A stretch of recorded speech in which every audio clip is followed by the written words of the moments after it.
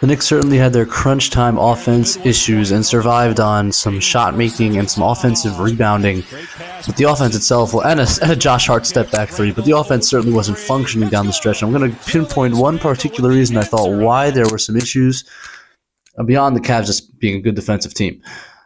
To start, I'm going to take you back to 6:45 left. So this was before the issues began. The Knicks are going to run this guard-to-guard screen that's become such a feature against the Cavs. They're going to bring Garland into the action. They know Garland's not going to switch, so he's going to try to show and recover. And RJ is going to roll into space. And what I want you to watch here is actually Josh Hart in the corner, who stays in the corner, which at least makes Mitchell think twice about helping too hard on the roll. That opens up RJ on the roll, a really nice passing sequence for the Knicks, and Julius gets a three. Contrast that to when the Knicks tried to run that same guard-to-guard screen late in this game. Josh Hart is coming to screen for Brunson. And what I want you to watch is RJ Barrett slowly creeping his way up the floor. And that's going to muck up the spacing because while Josh Hart should be available here on the roll, Garland's able to now take away two guys because the spacing is so poor. And they actually end up in the exact same spot here. And that forces Brunson to really go one-on-one, forces a pass out, RJ with a poor decision, and the steal. Fast forward just a bit, and you're going to see the same guard-to-guard action.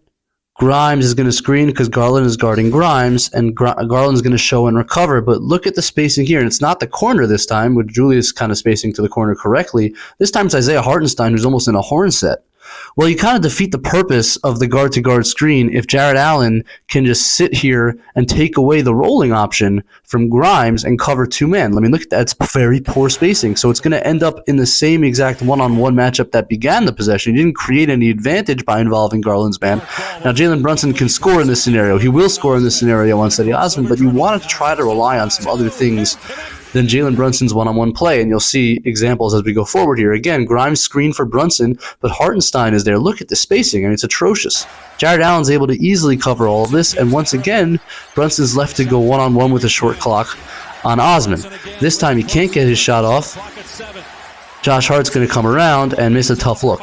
Now, the Knicks will get some offensive rebounds. We know they won the game that way, but you all still want to run more efficient offense. And the last point I'll make is when the Knicks do not involve any screener and they go 1-4 flat, where it's just going to be Brunson working in a one-on-one matchup, I would like to see Quentin Grimes in the left corner, and I'll tell you why. Quentin Grimes is one of the best shooters in the league from the left corner this year.